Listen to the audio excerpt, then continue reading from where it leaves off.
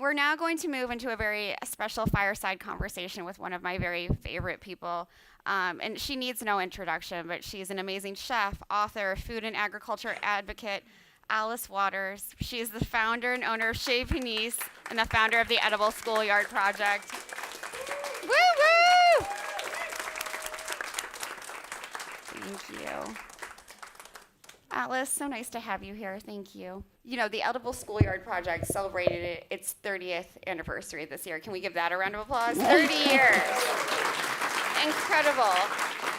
I just should say one thing, that it has proven to me that if you have a program that not only is what you would like to see happen in the school, but if it's something that they want to see happen, there's this, it can really come together in an amazing way. And this was one school in Berkeley, California, that was built in 1924 on 23 acres of land and had, you know, just space all around it and vacant lots which weren't being used. But it became industrialized like all the schools. And when the principal called me up and said, couldn't you come and help me? So, and he asked the wrong person, or the right person. He asked the right person. But he didn't know that I was this Montessori teacher, and that our senses have been proven to be the pathways into our minds. And so for smelling and tasting and touching and looking at beautiful things, we are really enriching I think, our whole mental health, Absolutely. And physical health. Absolutely. So, but what this principal did is he called me up because he heard that I was complaining about the way the schools looked in Berkeley, California. They were just all torn apart and not repaired, and chain link fences and all this stuff. And he said, well, you know something about gardens, can you help me? So I went down to look at this school.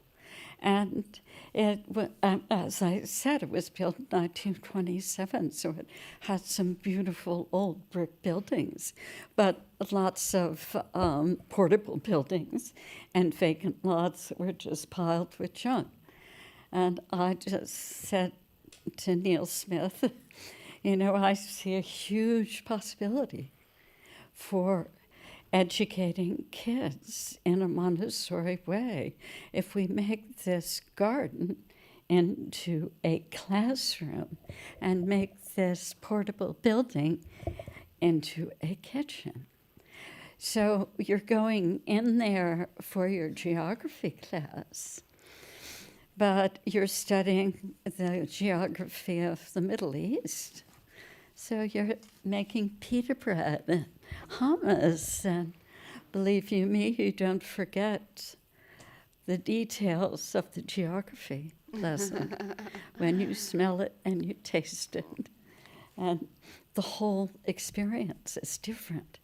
But really the point that I wanted to make was we started giving training because we wanted to know whether it worked in all climates and all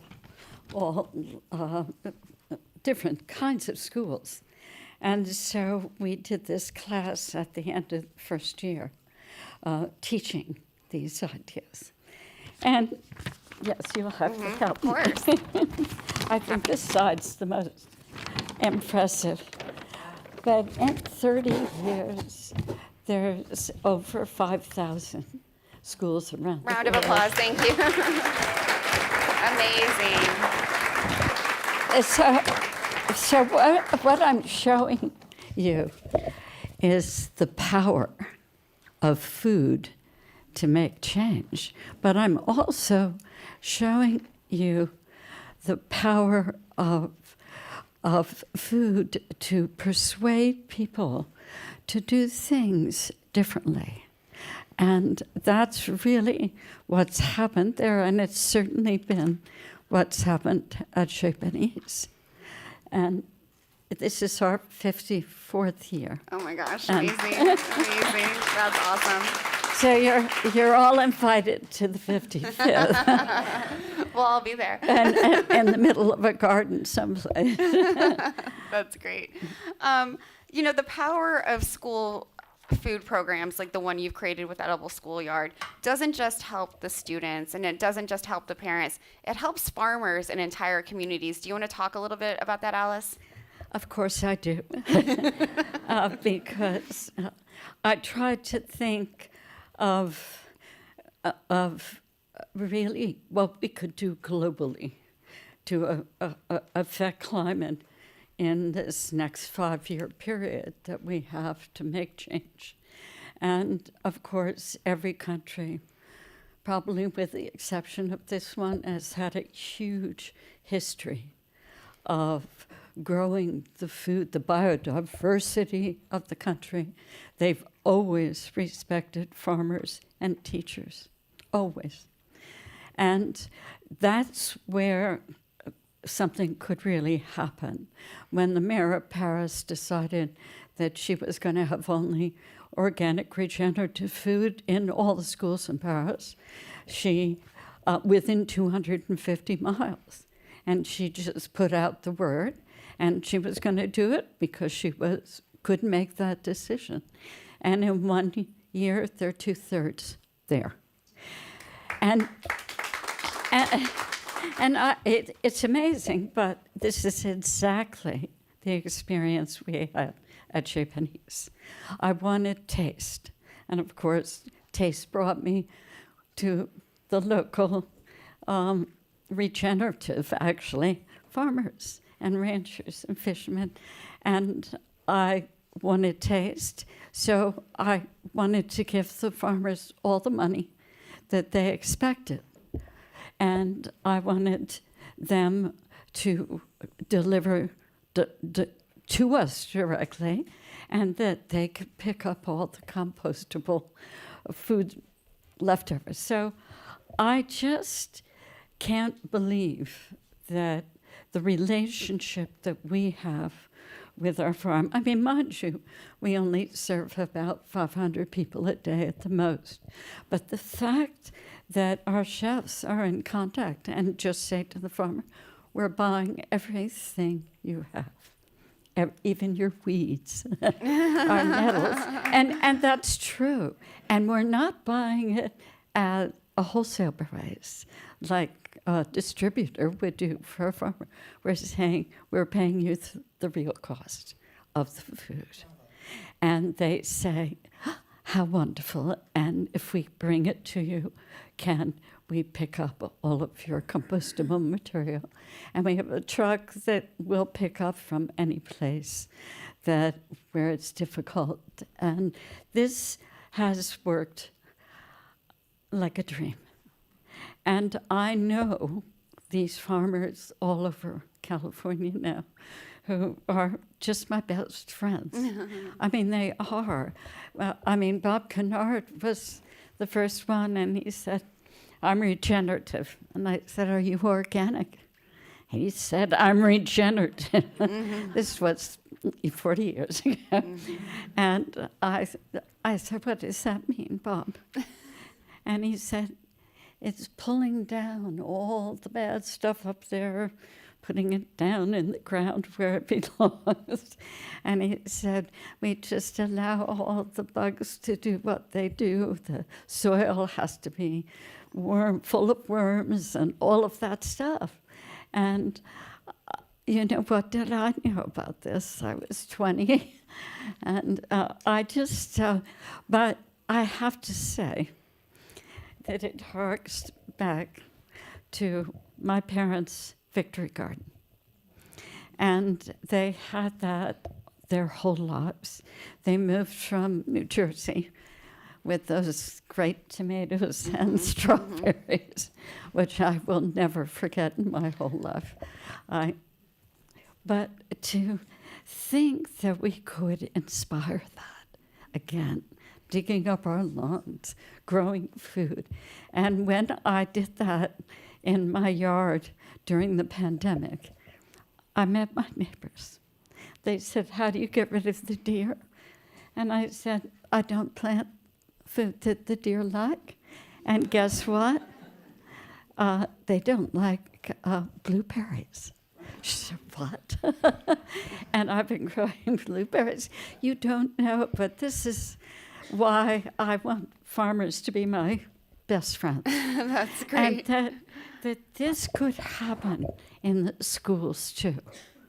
They could really become the best friends of the schools, and the kids could go out to the farms. They could help with the harvest of the food. But a young farmer came to this event that we did in October in DC at the Smithsonian. And we decided that we would do a school lunch for about 400 people. It was delicious. And we would serve them a sort of a full meal from local farmers only. And it would fit into the USDA reimbursement. And people ate it all up. And it was an experiment that turned into a book that I've just finished, which is, God, I can't remember the name of my book. School Lunch Revolution. Yes. The school lunch revolution. No, but I know that this can happen.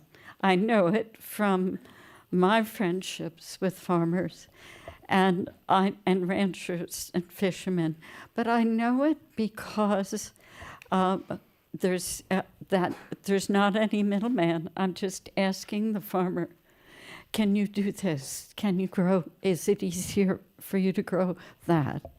We like weeds, so we'll pick all your weeds too and pay you for them." So this is the relationship that I completely treasure. Absolutely. This power of procurement that you have created by valuing farmers, especially valuing their hard work, valuing what they're able to do to steward the land, and then valuing that children deserve to eat really good food, I think is what has made this so successful, and is what has made the Edible Schoolyard Project really spread all over. Let me help you with this. Oh, no, this is a very simple one, but it's really about provide. This was done a long time ago before I used that word regenerative, so it should really say regenerative. School lunch for all students K through 12. Buy food directly from farmers and ranchers who take care of the land and their farm workers. And the students, the values of nourishment, stewardship, and community. And this was really about 25 years ago. It's still happening. So it's just the good news. And I just feel so strongly about we're not against something.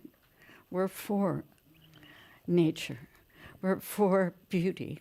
And we have a saying at the Edible Schoolyard, and it's been very important at Chez Panisse as well, that beauty is a language of care.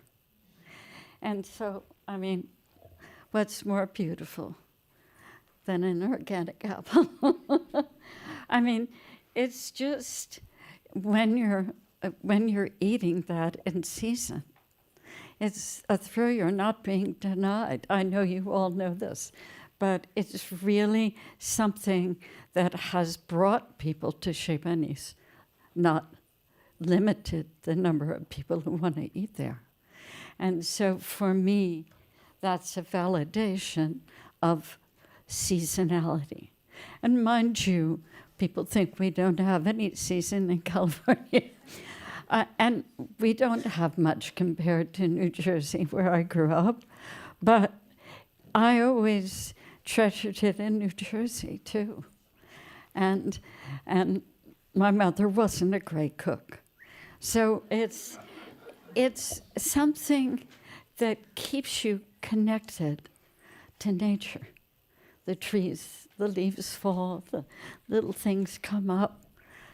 And Absolutely. Alice, the Hope Climate Justice event that you had last October brought together so many voices.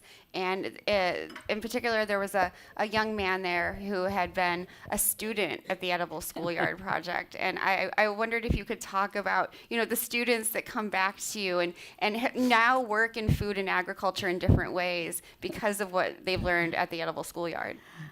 My favorite twosome are two kids that were at the first class of the Edible Schoolyard.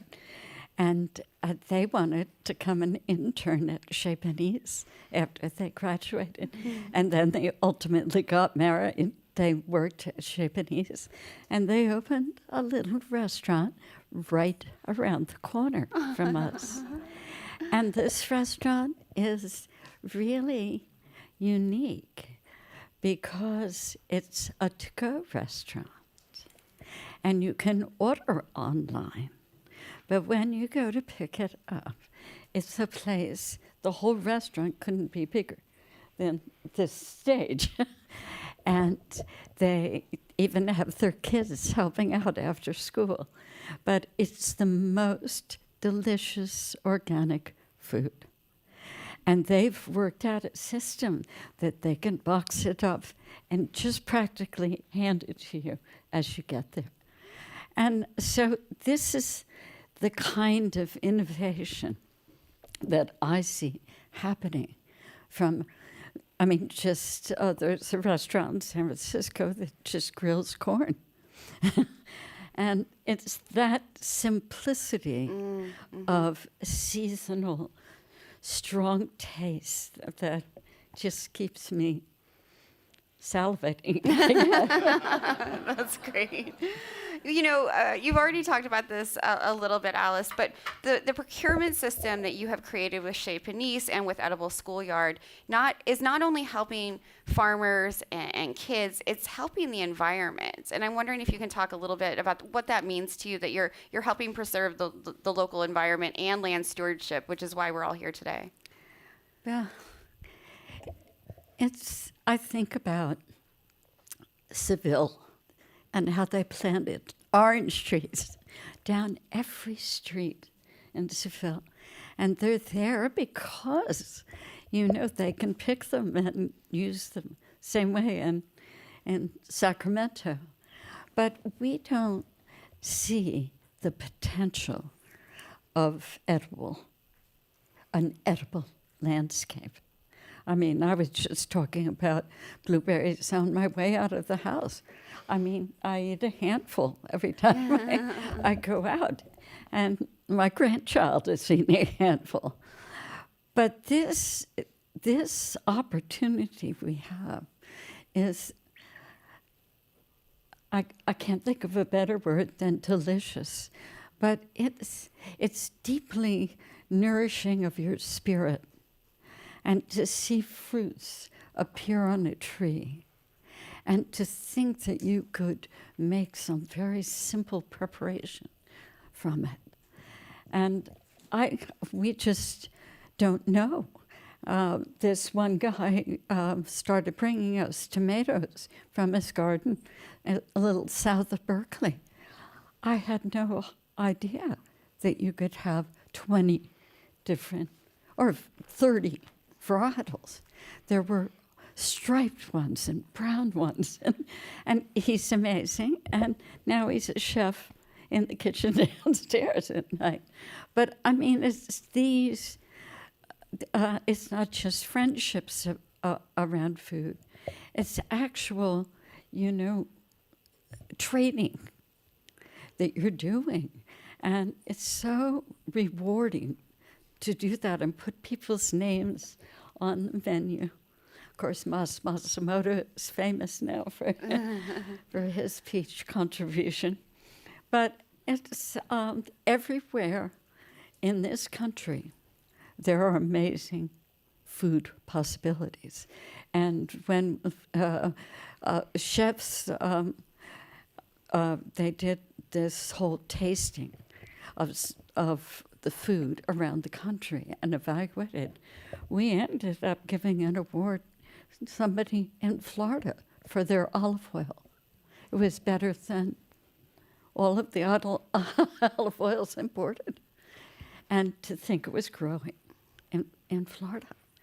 Just think it could grow in Texas. That's amazing. That could be their main crop. But that's what fascinates me.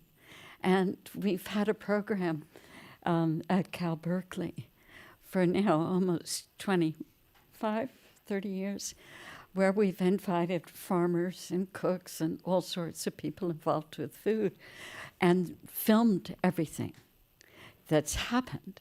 And we can sell this for a minimal price to anybody who wants to buy this. But it's everybody from Jose Andres. Did you come once? I haven't. I'll You're come gonna now. have to. I would like to. Are you kidding? No, but it's been very rewarding for people to be able to attend that class. It's a very big room and lots of visuals that come with it. Absolutely. Alice, in the final 2 minutes that we have left, you have spent your whole career creating so much opportunity. You've created collaborative opportunities. You've created this delicious school food revolution. You're in a room, and people are listening online who care about farmers in the land. And I wonder, during these are turbulent times in the world. What piece of advice do you have to them to keep hope? Plant something. No, that's...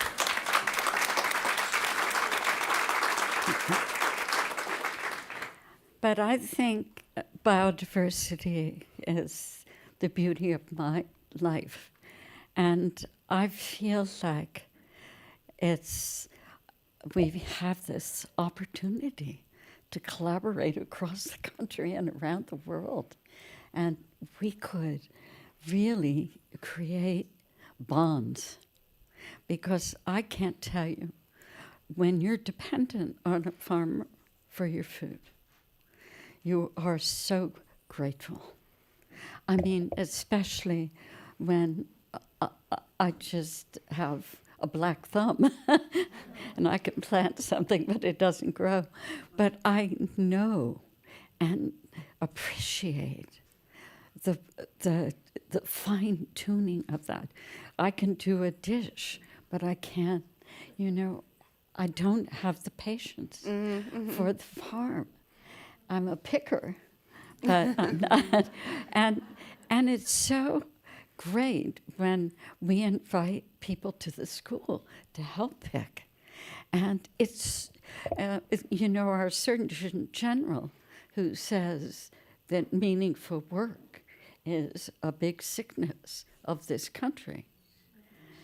And I say meaningful work is the answer. And it means I think meaningful work for the financier at Chez Panisse, they're peeling the fava beans at the same time. Right. So they're talking on the phone and even saying, I'm doing the fava beans for your dinner today.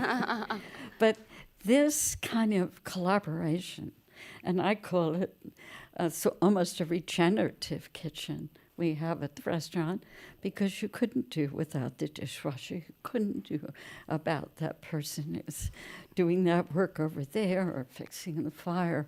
And everybody has a role.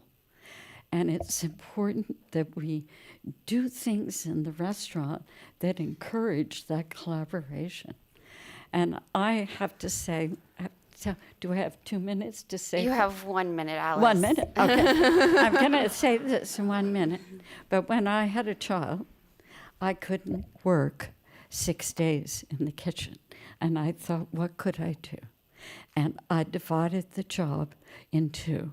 And Paul Berdoli became the first other chef with me.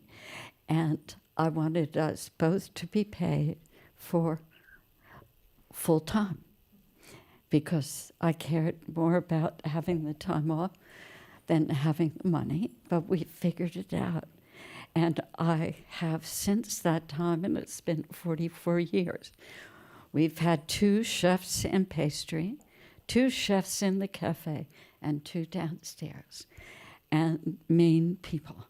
And I'd just like to say that that has made the restaurant what it is today, because it sort of became regenerative in that every person who had an opinion, which were 6 major people, and the people who were the assistants in the kitchen would learn so much. Well, she made it like that, with that. Try that out. And it made the restaurant, and I think the right word is regenerative. I think that's the So, right word too. It was so thank you, collaborative. guys. Thank you so much, Alice Waters. Please give her a round of applause. Thank you.